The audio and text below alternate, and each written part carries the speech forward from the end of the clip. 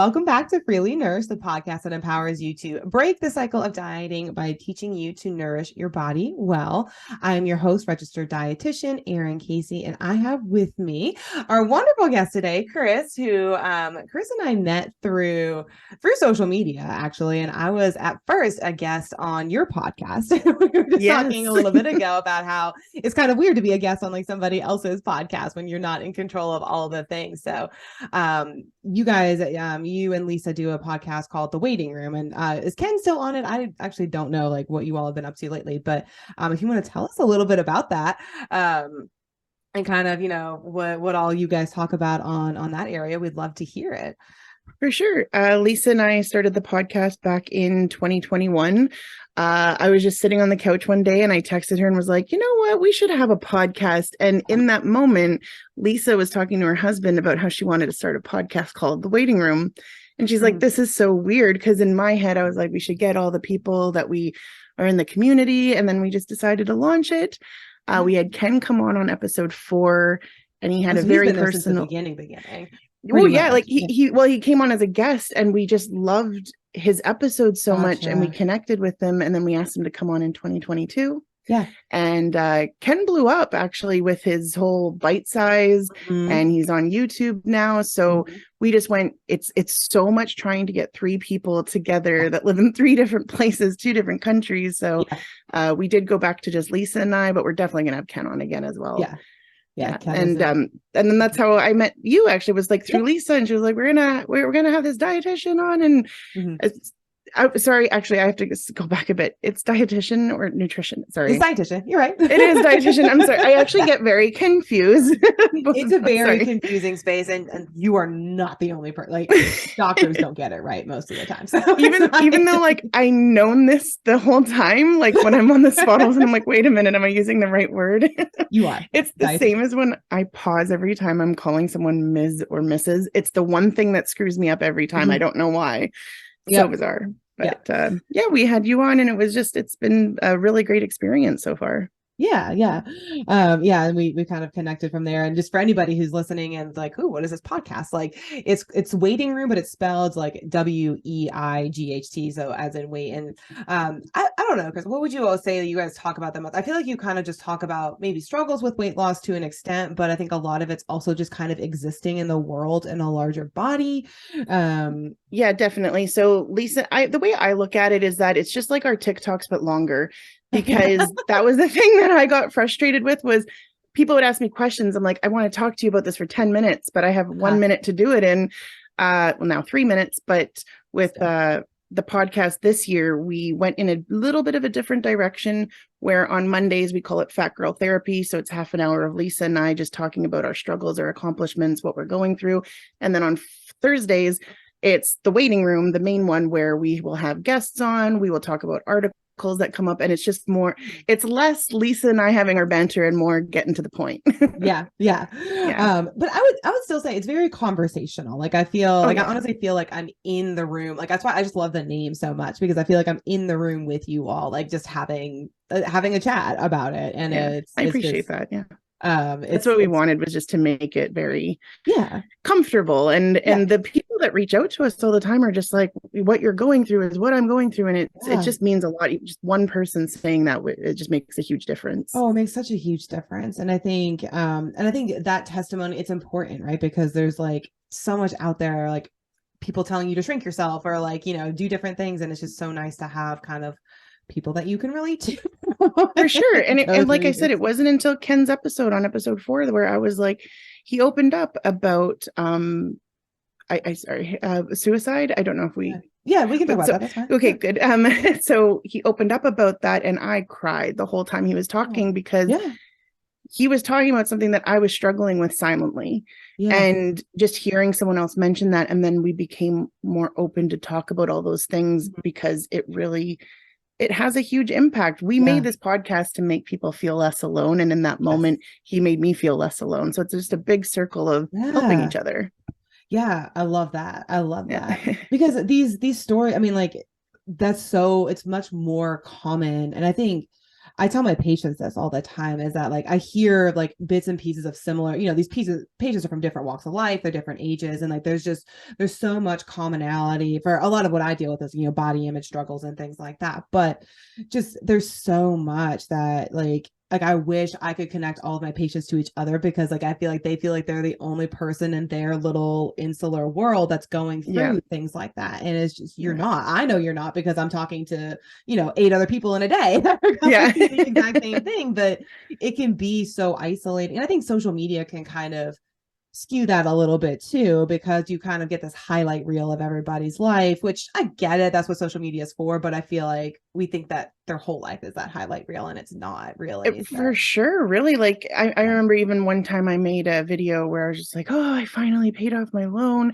And I said the words debt free, but really I'm not debt free. But then it's painting a picture. Like you realize that just like these, you can't say everything in a minute. And then you're like, oh, I'm painting a picture for someone that's actually false. And then it's funny the way that does work. And the mutuals that you have when you become mutuals with people on TikTok, like Lisa and I thought I was a burden to her. I thought I was being like the annoying, like a fangirl almost. When we're both just sitting down there at like, 1,000 followers, neither of us are famous or anything. And it's just like, I felt like I was pushing myself on her, and she didn't feel that way at all. But it's interesting because it's the way the world works now, these online relationships.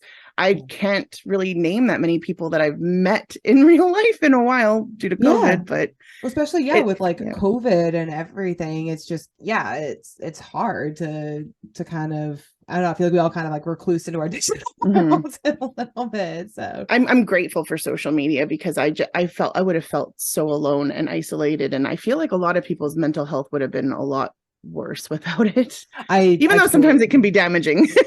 It certainly can be, but I think it does give you, and I mean, like, people say whatever they want about the algorithms, but honestly, I think they work. Like, it brings me to people like you, and to Lisa, and to Ken, and like, plenty of other people that I am now mutuals with, who like I probably never would have connected with otherwise. And I think that that's really powerful stuff, because like now we can sit here and do things like this and potentially even reach more people who, are having shared experiences with both of us. So I think that's, I think, we can definitely make people feel less alone, which honestly kind of brings us to why we're here, is that, I, to those 1 minute increments, I was posting. So those of you who are listening to the podcast regularly know that I call myself an anti-diet dietitian, which means really isn't much different than a dietitian in terms of training or anything like that. But my goal is to not necessarily promote weight loss as like kind of this end all be all to health. My goal is to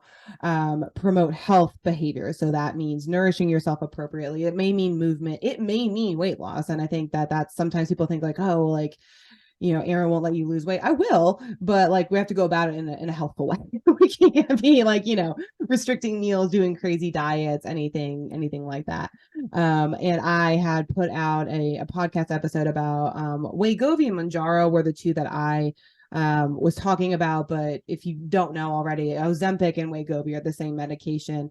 And Chris actually reached out to me and was like, hey, respect what you do, but as somebody who is on Ozempic, like some of this is kind of sitting with me the wrong way. And it's actually, Ozempic's been really helpful for me for a number of reasons.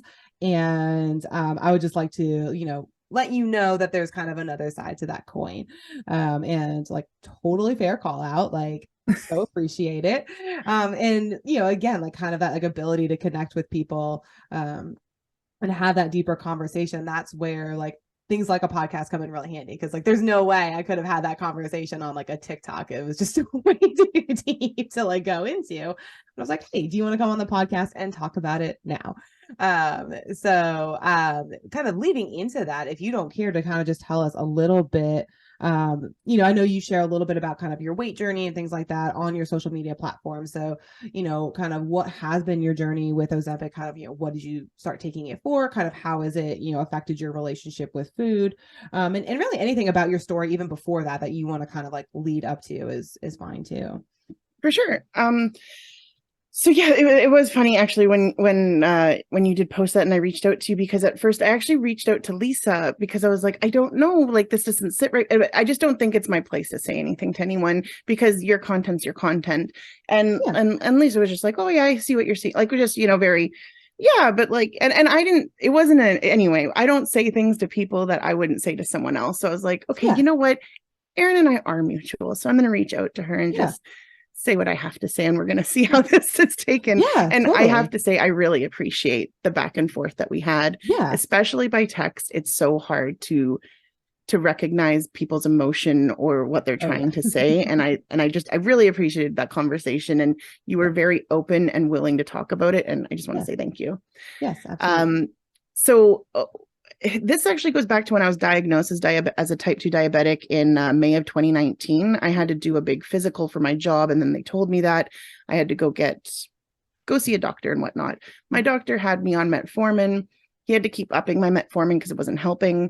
He then put me on another medication that I'm sorry, I can't remember the name of, but what it does is it can lower your glucose levels, but it can cause hypoglycemic episodes and it can cause weight gain, but he didn't tell me that.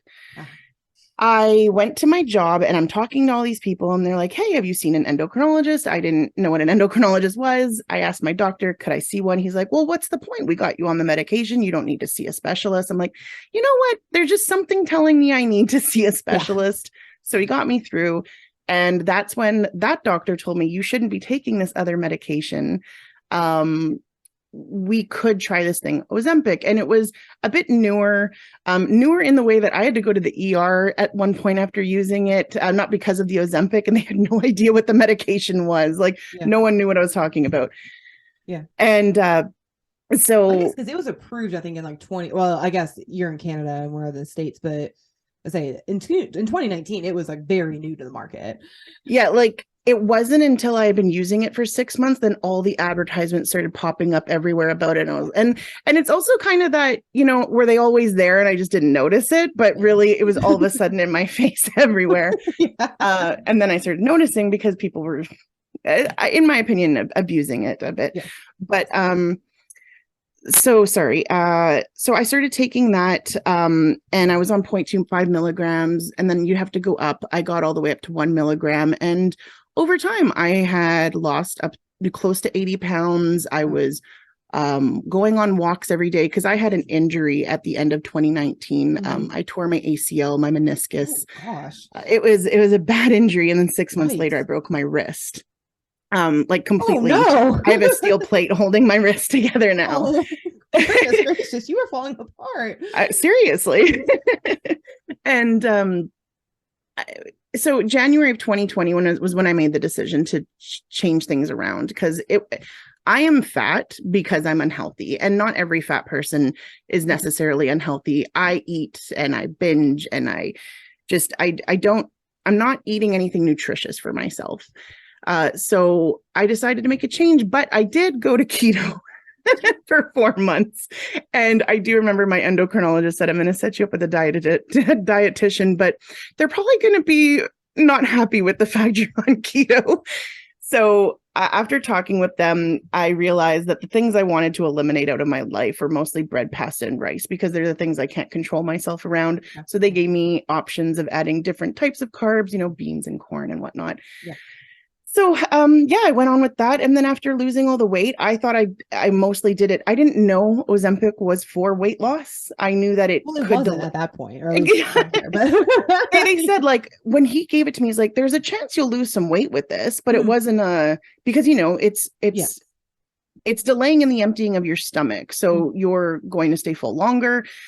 And he's just like, so yeah, I really thought that the weight loss was because of the way I was eating and my movements and stuff. I really didn't think Ozempic had a big impact. So I asked my doctor, could I get off of it? Because the thoughts of thyroid cancer and all these different things were just pancreatitis. it was freaking me out. So he said, sure. But he's like, you might gain some of the weight back. I'm like, no, I will not, because I have learned my portions, this and that. The minute I came off it, not the minute, a couple weeks after it, I stopped being mindful, and I realized, I didn't realize until months later, but my appetite came raging back. And then all of a sudden I was gaining a little bit of weight here, gaining a little bit of weight. And then I got a new injury beginning of kind of middle of last year. And then I was on the couch and I gained all the weight back, even being on Ozempic, because I got put back onto it. Yeah. Yeah. And I'm even at 1.5 milligrams now. Yeah. And I still put everything except 20 pounds back on. Yeah. I do believe that it wasn't just the Ozempic, that it was because I had stopped moving my body. And I was filling my body with crap, in my opinion. I know there's no good or bad food, but there can be an excess amount. And if you're constantly eating McDonald's for all 3 meals, I don't think that is very healthy for myself. On the whole, McDonald's does not have moral value, but if there's no other nutrition coming in, yes, it can be. Exactly. Like food neutrality and all, and there's still a point for me. So yeah, like with Ozempic, I am having the issue of nausea right now. Mm-hmm. And that was something that I had noticed in your videos, because you were saying that it's not an adverse effect, that that the nausea is like one of the things like that prevents you from eating.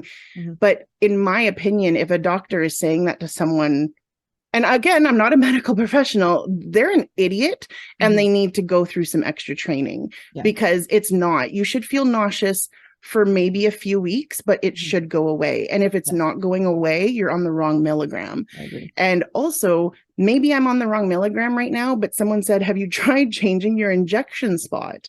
And I said, no, I've been taking it in the same area for 2 years. Mm-hmm. And they said, why don't you move it to your thigh? So today's Monday. On Friday, I changed it to my thigh, and I haven't really been having a nauseous spell yet. We'll see how I feel as of Friday. Yeah. But yeah, I think that if anyone out there is feeling nauseous, try a different area, try your arm or your thigh, because maybe it might work. I'll find out in a couple of weeks. I'm taking every day, I'm documenting it to see if that's going to help. But that's interesting. Yeah. It delaying and the emptying of my stomach should be enough. I shouldn't feel nauseous to not want to eat. It just I get dizzy. It's ridiculous. And definitely if a doctor's saying that to you, I don't think that they actually know enough about this drug to actually be saying that. And I recommend anyone to go see a specialist, someone that specializes in this area. Yes.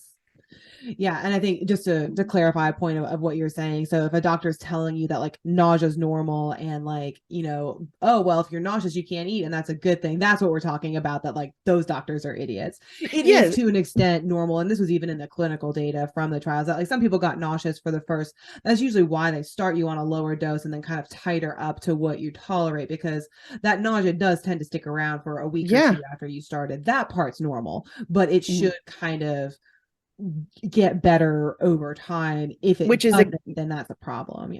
Which is exactly the reason why, and I'm going to just stay for myself, but I believe that most doctors are doing this from what I hear from other people. But being put on 0.25 milligrams right away, they tell you not to go up to the 0.5 until 4 weeks from then. And they say only if you can tolerate it, because if you're still nauseous and stuff, you should not be putting yourself up to that. And then after that, you keep bumping up. And when I first did it, I only waited 2 weeks because I was like, no, I just want to get there. And I regretted it. I really did. I've known a lot of people who've done that. Because you just want it to, Wegovy and stuff too. Even though I felt I was being healthier in my mindset, I was still I want it now. I want the results now. Like, and for me, my results were my A1C levels. I just wanted them to be normal.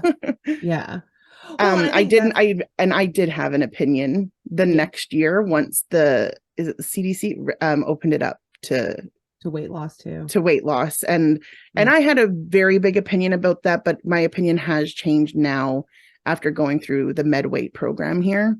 That I understand why it's happening now, but I don't understand why people like celebrities are abusing it, because that's not the intended audience at all. And it does make me really mad. And I feel that these types of drugs have a bad name because it was opened up, and not because doctors are necessarily overprescribing it. It's because people are putting that information out there that it's a cure-all, that it's going to help you. And I have this body because of Ozempic. It's just going the opposite way of like helping us with our binging or food addiction or diabetes.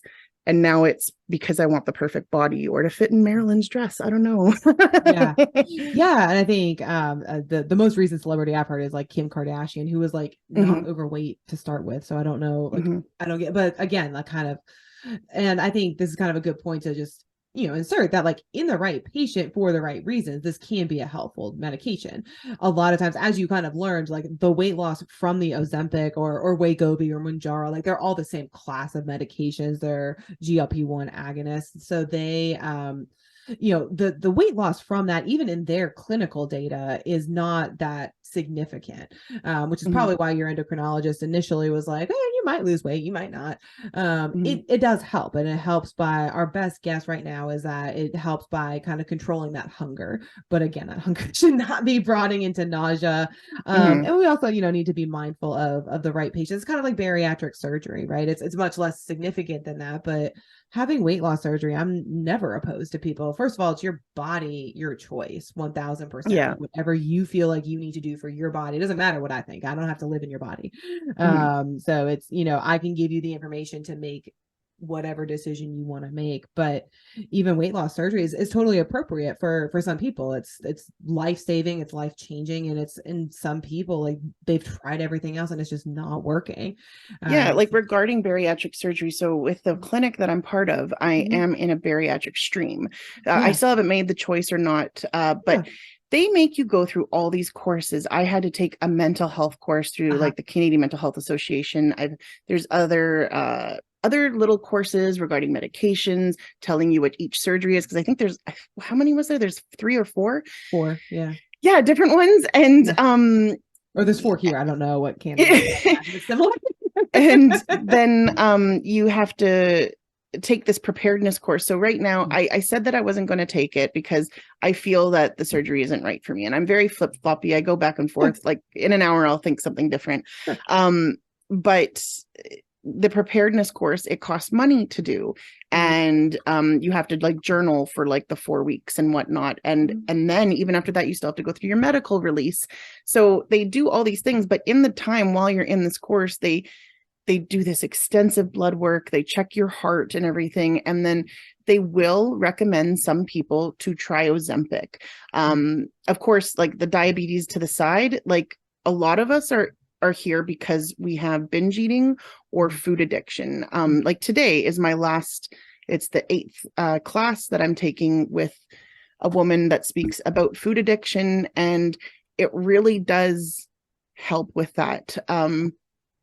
Since I've been trying to eat a little bit better, for example, like one thing I've noticed, and the Ozempic is helping me with this, is I was like, what do I want to eat today? And my mind went McDonald's. And I went, no, I really don't. Like the thought of eating it made me a little bit nauseous. And this is the same Mhm. feeling I keep getting when I'm like, I want sugar. I'm like, no, I really don't. A month Interesting. ago, I was craving Slurpees every single day and we were Yeah. having them. Yeah. Now, when he even mentions the word, I'm like, I don't want it. Yeah. And that's not like me. Yeah. But that's a big change, right? Because even that like moment of pause is enough to kind of, so I'm curious, because just because you kind of mentioned it a couple of times, I know we are going to talk about it. I know you've talked to me via like social media and stuff about like this class that you've kind of gone through, and I know that the process in the States is like similar, but like a lot of times people are just kind of like, yeah, I'm gonna meet with a dietitian so many times and then I'm gonna get like cleared for surgery. Like super, it's not super extensive.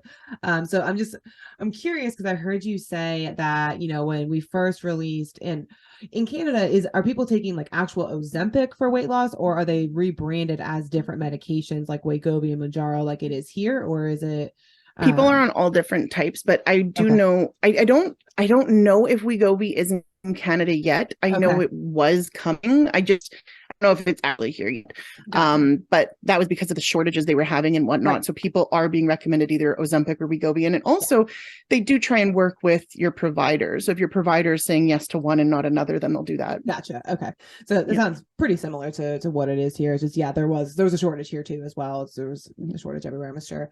So I'm curious, you said when they first basically like promoted these drugs as weight loss medications with in the absence of diabetes, you had one opinion and then you said that opinion shifted. So can you tell us kind of a little bit about what that opinion was and what shifted it and what it is now? So my non-medical professional opinion was, oh, these people saw a little bit of weight loss in people, and now they're rebranding this drug as a weight loss tool. Mhm. And it made me really upset because I was like, I thought I was prescribed this for diabetes. Gotcha. And like the doctor did tell me, because he asked me questions beforehand, like about my binging and whatnot. And he did say, like, this will help you with that because of whatnot. But in my head, I'm like, but it's because I'm a diabetic. So it's just, I was just mad at the industry where I was like, oh, great. They see that it's happening. This is just a way to make more money. And I just found it very unfair because it doesn't give, it's not the same as weight loss surgery. It's not giving you hundreds of pounds lost or whatever. Right. It's like a very small percent. So why are you pushing this? Because the minute that you stop taking it, you're going, it's the same as stopping a diet. Yeah. And then, you see people starting to abuse it and whatnot. And, oh, I want this because you're seeing weight loss. And it's something that I say in my TikToks all the time where I'm like, I don't know if my weight loss was because of Ozempic, because I'm moving my body every day. I have a very, my job I walk a lot at, and I've changed the way I'm eating. Like I did a complete 180. So, it's just, and then now it's changed after going to these classes and seeing all the other people like me that have this strong addiction to food, that can't control themselves and are binging, and they've tried other avenues and they're like, this is now what works for me. So it was seeing other people like me that weren't diabetic but that were struggling with the binging so much that this was finally not a cure, but it was a great tool that they finally had in their hands. Yeah. Now it's almost shifting again where it's just like, but I have to watch even the way I talk about it, because I don't want people to think that this is a cure. I'm not happy at the thought of taking this for the rest of my life. Yeah. And I know I have to. So just really quick, I did talk to my endocrinologist again, probably about 8 months ago at this point, but I told him all my fears because I said, like, we were talking about moving up in my dosage. And I said, look, like, I'm scared of the thyroid cancer and whatnot. Yeah, and he said, listen, fair. He's like, that was tested in rats. Yeah. And rats have a different thyroid than us. Yes. And they were also given, and please don't quote me on this because it might be the wrong number, but it was something crazy, like 400 times the amount that we were given. It was a very significant. Maybe it was 40, but I remember there was a 4 in there. Whatever it is, it was higher than the regular dosage. Yeah. And he's like, and we haven't seen that in anyone else, but because it is newish. Now, it's really not that new. Obviously they had to do their studies beforehand and whatnot, but it freaks me out because what's going to happen in 20 years, and of course those thoughts come through your head, but so they do for vaccines and they do for everything. We don't know that food, that modified food that you're eating, that could turn you into a monster in 20 years too. So, you just could don't sprout know. wings and then also fly away. Like, who knows? But so, it's a fair fear. Like we genuinely don't know and I think that's two things that you said, and I'm going to let you get back to it. I think it's really important to recognize that, like, what we've seen across the board is that people only lose weight for as long as they're on it. And then once they're off of it, they do tend to gain that weight back. And we don't know the long-term effects. That doesn't mean that they're bad. We just don't know. So yeah, what would you say? And so you said you have to be curious. It's like how you're talking about it now is like, it's not a cure-all. It's not, but it's definitely a tool. And I understand that these classes have been really helpful for you as well. Is that right? Yeah. And I think about it the way, like, when I first came on to TikTok, I actually wasn't talking about my Ozempic much. And I was following someone that was taking Saxenda. And but the thing was it took me months to realize that I was just like, every one of your videos is talking about Saxenda like you work for them. It was, and she didn't, but it was just like pushing it. And it's the only thing that worked for me. And I'm so grateful. And I was just, I had to unfollow them. And I realized at that point that I'm like, I never want to do that because this is a tool that works for me and me only. And this is a conversation. I say me only because I'm not going to ever speak for anyone else. And that is a conversation you have to have with a specialist. I'm not even going to say doctor because I actually don't really trust my own doctor anymore, but have that conversation with a specialist and see if it's right for you. There's people at the clinic right now that are only being put on it before getting the surgery, even just to get the weight off beforehand or whatnot. And they're doing what's right for them. And after seeing it, I don't think that these doctors are necessarily pushing it on people. I hear horror stories from other people that are having these one-on-ones, and it's just like, this will help you. This is the only thing you can do that's going to help you. Yeah. It's like, can we please just start recognizing that a lot of people actually need to work on their mental health first before pushing drugs or diets or anything? Like, let's get them in touch with someone someone also that's specializes in it. You know, you can't just go to a regular person and talk about these things because they might not understand. No. Someone that's never been in a big body as well, like they might not understand, you know. It's you have to be careful who we're talking to. Yeah, no. And like, I hear that a lot from, I mean, doctors, certainly. I mean, like, you know, for the last century, like the worst thing we've told people they can be is fat, right? And like, that's just simply not true. Like there are people who are fat and unhealthy. There are people who are skinny and are unhealthy. There are people who are fat and very healthy, and there are people that are skinny and very healthy. Like size does not necessarily impact your health. And it can't, like, you know, at a certain point, yes, it can get to a tipping point in anyone, but the way that it is presented so often, right? Like that's just, it's just kind of like the biggest problem that we have to solve with any human in front of us in our office is like, if they're overweight, well, then we need to make them like fit the BMI chart, which is crap, right? And I think I hear so much even from like therapists that they're just kind of like, they don't know the science and they don't know the data. So it's just kind of like, you know, they'll come to me with like eating disorder clients, for example, or a big one. They're like, hey, you know, we're talking about all this like trauma stuff, and like they're well equipped to heal with that, but they're like, but then they said something about, you know, carbs causing weight gain or whatever. And I'm just like, no. Making it accurate, you know, like red flags, but it's so pervasive. And, you know, like you said, it's a great tool for some people, but it's, you know, it's not a cure all, and you should be able to have those conversations with your doctor, and they should listen to you, whether it's Ozempic or anything else, right? Like I have lots of people who are getting started on metformin, and they're concerned about, you know, side effects of metformin and things like that, and they want to know about other options, and sometimes don't get like a very good conversation from the doctor about it.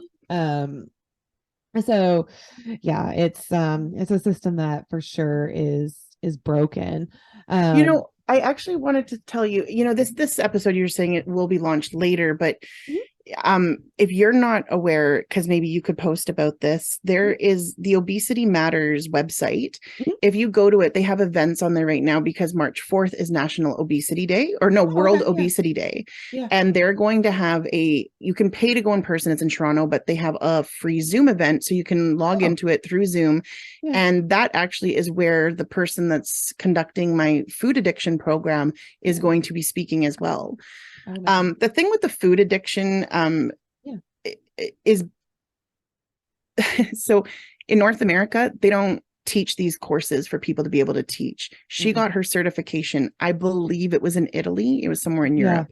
Italy has a very low obesity rate, but it was rising, and Italy went, no, we're going to stop this. And they started implementing programs and whatnot for people. And then you look at North America with all these people, and it's just like, we're not even going to care to put the money in to get someone to talk to these people. Like actually, just let me pull this up real quick. So the food addiction program, it's 8 weeks, for example. In week 1, we're talking about understanding food addiction, trigger foods, withdraw.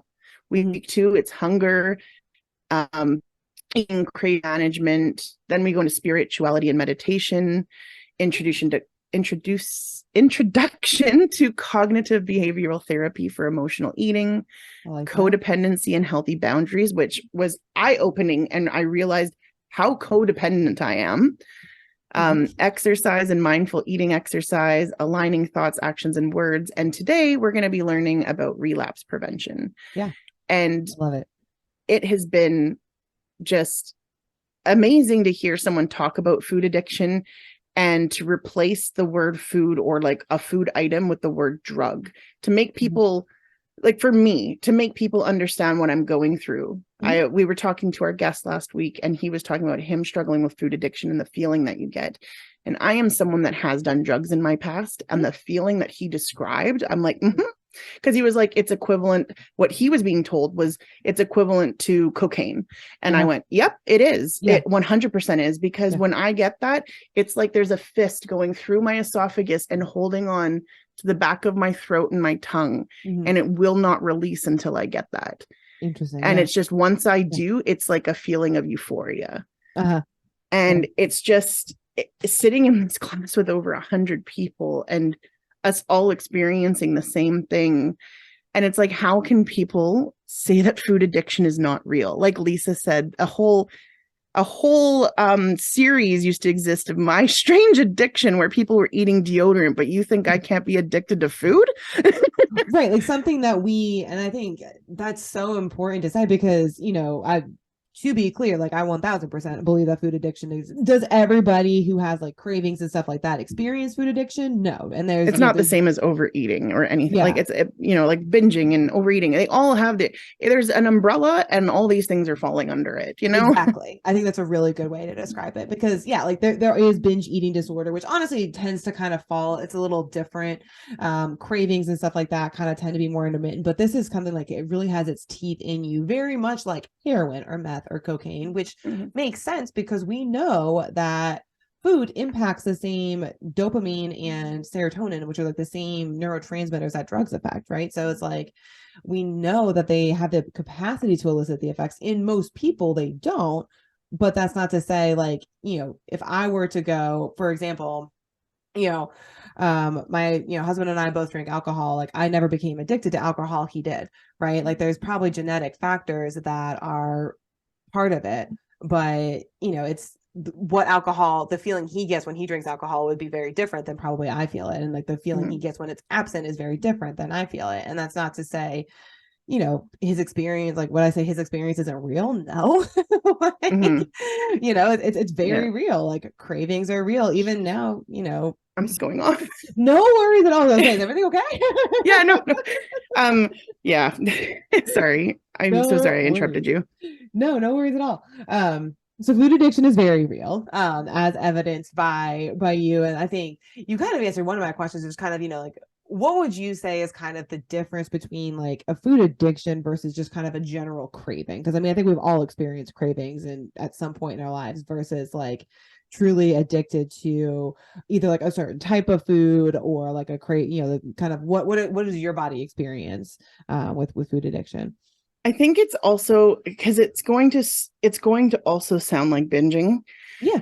So for example, like I could probably name so many examples of when this has happened, and it's been during a binging episode. Yeah. But it's like, sorry, it's actually so hard to talk about sometimes because my mouth started salivating thinking about it. Interesting. Okay. Wow. So like, I want McDonald's. Like right now, I want McDonald's. So, but I don't. The weird thing is I'm full right now. I'm satisfied. I don't need food. And I'm salivating thinking about going and getting a Big Mac.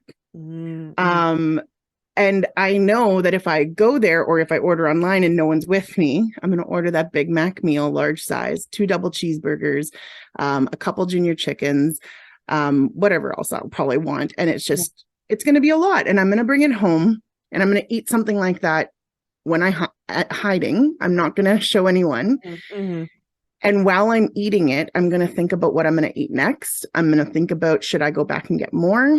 When I'm done, I'm so full and all I can think about is going to get more. My mouth will still be salivating, wanting the like saltiness. Yeah. And it drives me absolutely nuts. Sometimes I will result in crying about it. I have picked fights with Rams.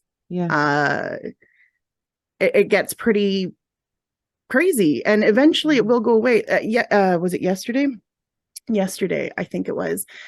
I made myself a breakfast wrap and I put some Incredi sauce on it from Trader Joe's. We don't have Trader Joe's up here, so I always go down in the States and get it. Love it. And it tastes like Big Mac sauce. Yeah. And I thought this was great. I literally put like 2 tablespoons maybe at the most on it. And it was within 1 hour that I said, Rams, we need to have McDonald's now. I need a Big Mac. And I don't actually eat Big Macs. I love chickens and whatnot. And like, we need to order this. And we don't really have enough money to be ordering, but I said we need to, and I need it right now. And we over ordered. I even ordered I ordered myself a 20-piece nugget on top of that meal and a cheeseburger Happy Meal. And I binged like crazy. And then after it, I said, we need to go get more. And we had just spent $65 to have that delivered to us. Fast food anymore is expensive. I have to say, other than my health, my food addiction had such a burden on my financial well-being. Yeah. I am approaching 40. I have no savings account. I have no RSP, and I was living in debt. I have gone in crazy amounts of debt. And after sitting down to think about it, it is being spent on food. Mm-hmm. A lot of it. And it's too much. Like it has affected my relationship to a point. It's affected my health. It's affected finances. It's affected so much. And it's made me become a recluse. I don't want to talk to people. It's nuts. I hate it. It's the loss of loss of control over the ability to eat some food. And it's like, I don't get like that over thinking about a salad. I get like that with the salty, sugary, processed food. It drives me nuts. And I really wish it would stop. Yeah.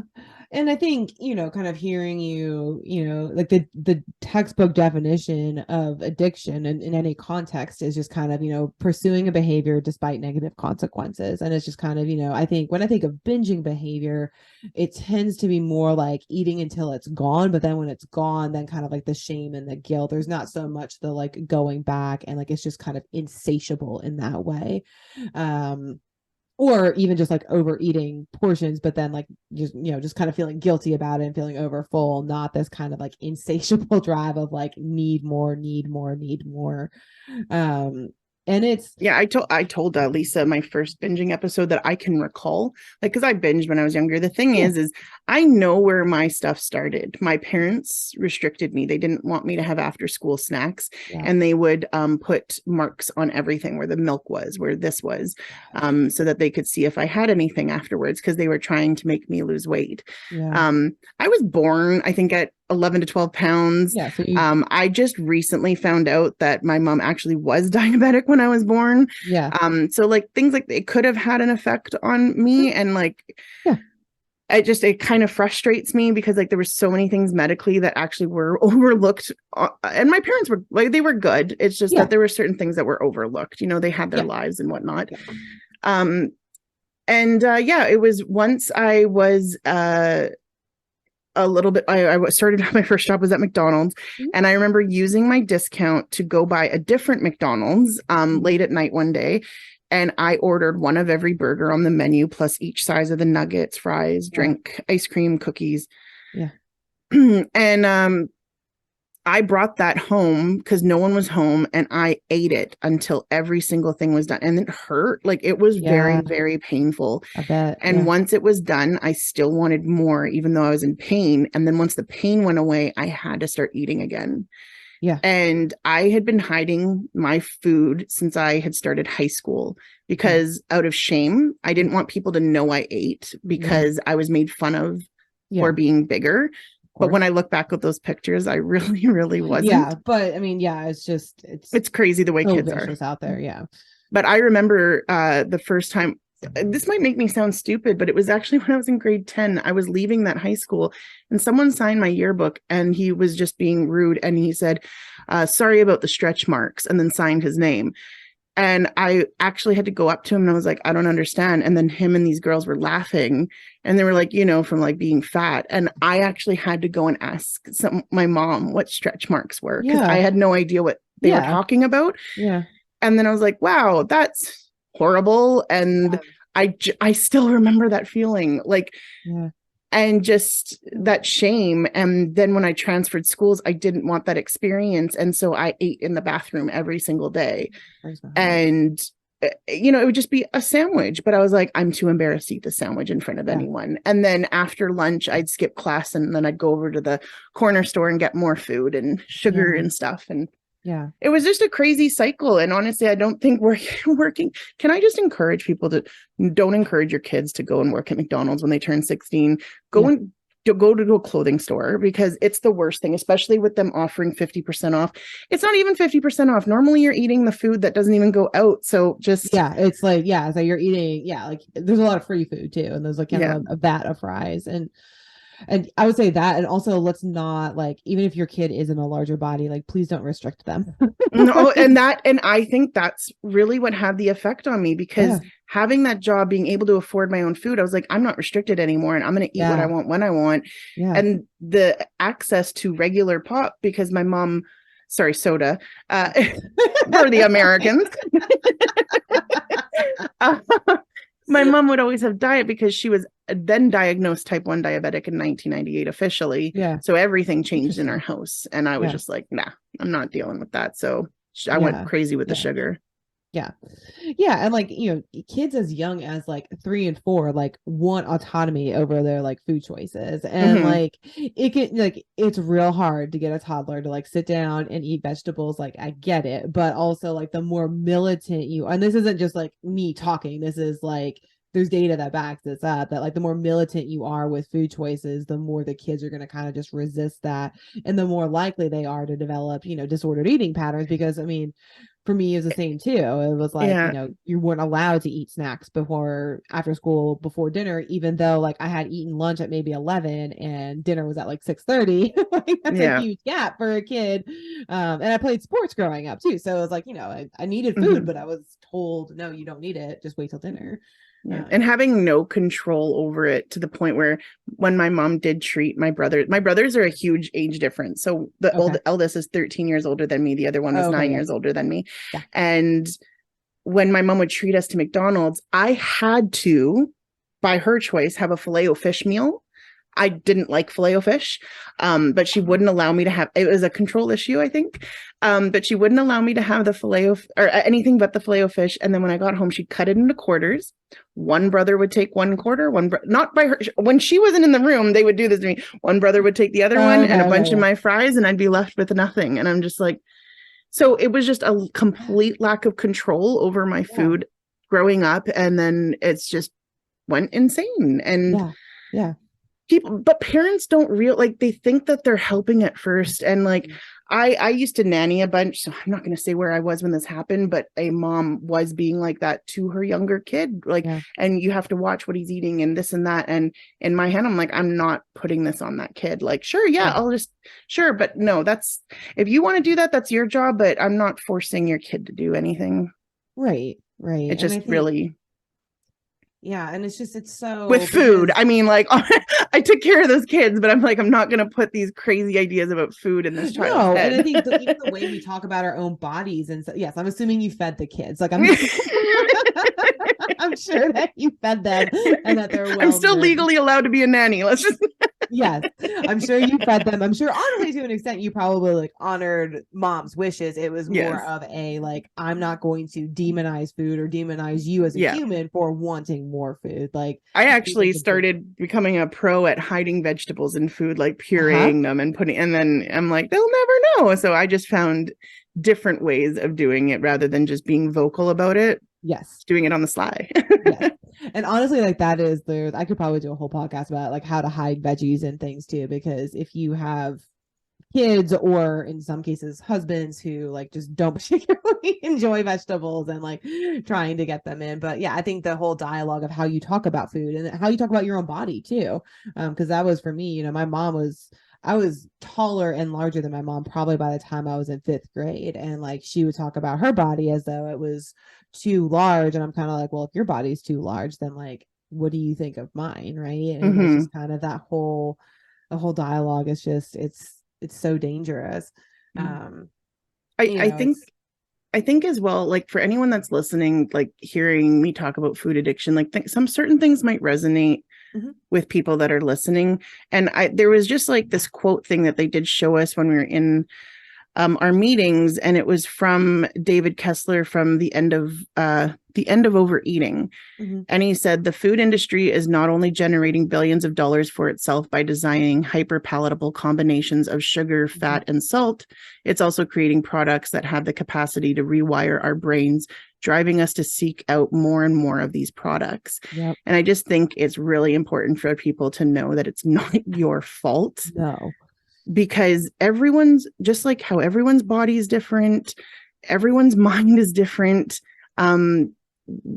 Sometimes it's easier for people to be addicted to things than others. And I used to walk around being so proud that, like, you know, other people in my life were addicted to this, addicted to that. And I'm like, I'm so glad that I wasn't addicted to any of that stuff. The only thing I do is eat a lot. And it wasn't until I said those words, I'm like, holy crap. Uh-oh. I'm like, I think I'm addicted to food. And I was a lot younger when I said that. And it still took me until recently to really grasp that, because no one was talking about it ever.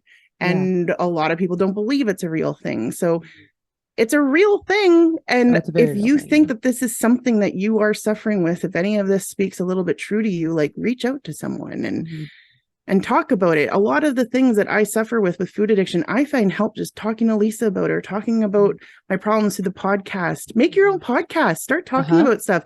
Just get that stuff out there. You don't even have to post it. Just put your ideas down on paper, put your thoughts, you know, it helps a lot, in my opinion. No, I agree, because it's something that we need to talk about more. And I think it's been so dismissed by the medical community, even though, like, I think that quote that you just shared was so well put, because like we said, you know, a couple of minutes ago, we know that these things elicit a dopamine response. We know that they affect your brain chemistry. And we know that because of that, they, you know, it's possible to be addicted to them. And like, is everybody going to be? No. But like, we also know that addiction in general tends to, you know, there's genetic factors, there's a lot that we still don't fully understand, but there's trauma factors, behavioral things, like there's lots of stuff, right? Like, it's usually kind of like this perfect storm that winds up, but food is very much a part of that conversation. And I would just love to kind of hear what, you know, as you've been kind of really realizing that, you know, food addiction is the thing that you're struggling with, kind of what have been some of, like, either like the pushback, or like what have you heard from either like medical professionals or other people in life, just kind of trying to poo-poo it, basically, because we know it's a real thing, but not everybody believes that. And kind of what has your response to them been? So the clinic that I'm in believes it because they're the ones running these courses, but it's not a conversation I'm having with my regular GP, because I feel that he was never listening to me anyway. Yeah. It was up to me to find someone that was going to listen, because he wasn't going to do it, and he wasn't going to find me someone that was going to do it. Yeah. I asked him to, I had the uncomfortable conversation of saying, like, I think I need to consider bariatric surgery. And he was going to refer me somewhere, which is the exact same thing that he did 12 years ago. And it was to somewhere in Victoria, but they've switched. I think they're just on the island, or in Richmond now. And it wasn't until I went on live, and because I had posted what I had said to my doctor, because I recorded it, like, but I just recorded me. I didn't say anything that he said. And people were like, have you heard of MedWeight? And I'm like, no, I haven't. And it's not advertised anywhere. And I even asked them that. I'm like, why don't you guys advertise anywhere? They're like, it's more of a word of mouth thing. And I asked my doctor, I said, I need to be referred to this place. So I told him, please do this. And it was because I was open. I was talking about it. You're not going to find these places that other people keep finding if you're not going to be open and talking about it. Because for me, I wouldn't walk up to someone that's fat and just say, hey, have you heard of MedWay? You have to be open and wanting to talk about it. If to find these things. So when I was on live, I had my friends talking to me about it, and it's made a world of difference to be around like-minded people, and to have a group of doctors that are like, it's not your fault, you know. There is some things that are within my control, but there are some things that are definitely not. And it's been eye-opening. It's been great, and I'm really enjoying it there. Yeah. And I think and I'll ask you for like links to some of these things, because I think, I agree. Just having the dialogue is so important, because once you realize that you're not the only person who's kind of going through what you're going through is kind of like, oh, this isn't like a me thing. This isn't something that like I just need to get a handle on. There's like, this is a real problem, and like the medical community at large owes it to people like me to help us find solutions. And that's really the only way things are ever going to change, because I think I might have shared this with you last time when my first master's degree, I was actually looking at like weight loss medications from the approach of kind of obesity being not just obesity, but like overeating being like an addiction type thing. And like PhDs were like throwing it at me. They're like, that's not what happens. Like, that's not a real thing. And it's just like, we have it. It's documented. We know it. Like, like the argument is like, oh, well, like people aren't like losing their jobs because like they are like, too busy buying food. And I'm like, honestly, they are. Like that happens. Like people are either spending more money than they have on food. And it's like you said, it's not just like food. It's like a certain type of food that is highly palatable, that like really strikes that dopamine response. And yeah, it's such a real thing. And it can be frustrating finding providers and community that is supportive of it, but at the same time, you're not going to find anything until you at least like let people know that there's a problem. And I definitely I find this in my own journey. Sorry, I didn't mean to cut you off. Go ahead. No. I was just going to say, like with any program, though, there are going to be things that you don't necessarily agree with. So there is a individual run group on a social media platform that is part of this medical weight management program, but it's not run by anyone that works there, just like one of us. And I find it extremely toxic. And it's because you're going to have different groups of people that are doing weight loss surgery for the way that they look, and so be it. That is what they want to do with their life. Have at it. I do not, that's not my problem or decision. But for someone like me, that I think it's a toxic way of thinking for me and myself. I hate seeing it all the time where people are like, I only lost 5 pounds this week, when I want to be like, that's way more than amazing. But it's like, well, I should be losing 7 to 12, like just based on like what they're based on what they're doing for their bariatric surgery. Oh, okay. I was like, but so then trust me, I had to keep reading those comments to figure out what was going on. But you have people that are doing it for their own different reasons that you're going to come across, but it's not your place to also judge that. It's not your place to have an opinion. And I just kind of remove myself from that situation, because it's like, this group isn't for me because there's too many differing people in here. I need people that are on my journey, that are like where I am right now. So, don't just join everything because you think everything's going to help. It's like, no, you have to find what's going to work for you. And your mental health is like the most important. Yes, absolutely. And I think, cherry picking pieces out of that, because, I think we've kind of said it without saying it this whole time, but like the lay media does a terrible job of reporting the science. Like it does a really terrible job of like, so that's kind of why things like Ozempic, Wegovy and Mounjaro kind of being slated as this cure-all for, quote unquote obesity. And it's like, that's just because like the lay media has gotten a hold of it. The same reason why carbs were demonized, the same reason why fat before carbs was demonized. Like none of these things, like there's nuance in all of this stuff. And I think, you're going to have to kind of find the niche and the people that you're not going to agree with everything everybody says. And sometimes that's helpful, right? Like that's kind of why this conversation happened, is that you're like, hey, like I have a slightly different opinion for you, but sometimes it's just kind of like, no, this is just toxic. And it's not, if it's bringing you down, it's like, well, it's your phone. Don't let it stress you. I also just like was very interested. The reason why I messaged you, because it's like, when you hear like, when I was going to go to that dietitian and it's like, oh, they don't want to hear about keto. It's like, then you're not, I just wasn't sure of the way you were approaching it, because there is a lot of toxic things out there regarding the drugs like Ozempic. And again, people abusing it and whatnot. So I do think, and correct me if I'm wrong, I do think that your approach from it was from that side of it. Whereas again, like we already said, like me from the other side, where it's like, no, I need this and it's helping me. And I think it was just great for the, like, and I've already said this, I felt when I watched your video, it felt like, I don't want to use the word attack, because attack's just too strong. It's just like I was looking down on you. Yeah, but you weren't. It's just it's from that other side. And unfortunately, with anything, you're going to have the people that are using it regularly and the people that are using it to abuse it. And yeah, anyway, I appreciate you so much for bringing me on here and for talking about it, because there is always multiple sides to it. Oh, and of course. and I definitely don't think that you're demonizing it, but the same as how I feel, you're demonizing the abuse of it. Yeah.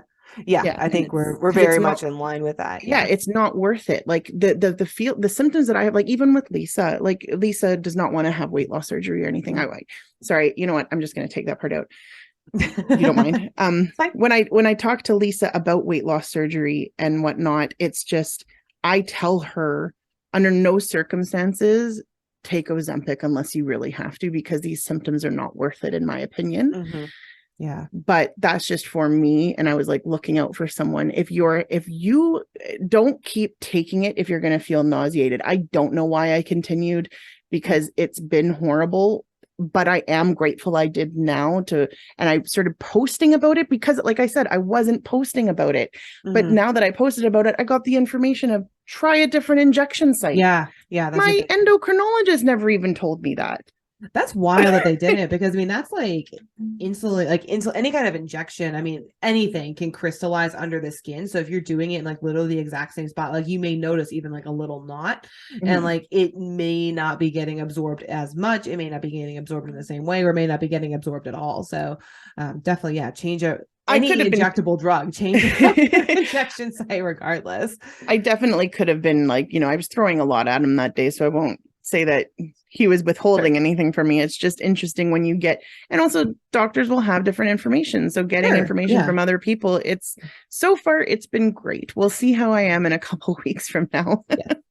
Well, I'm glad that, I'm definitely glad we found it. And I mean, to be fair to your doctor, I mean, like we all miss things. There's nothing, we can't always encompass everything we want to. That's just part of it. But it sounds like this is at least a workable solution for now.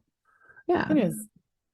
Well, awesome. Chris, that went over most of my questions. And I, again, just want to thank you so much for like just hearing your story, hearing you talk. Like, I'm so grateful that you were willing to come on here. And yes, absolutely. I always thought that Ozempic and Wegovy and all that had its place in the right patient, but I'm so grateful that we got to have a deeper conversation about it, because I think that there's a lot of people that are weighing these odds, and firsthand account.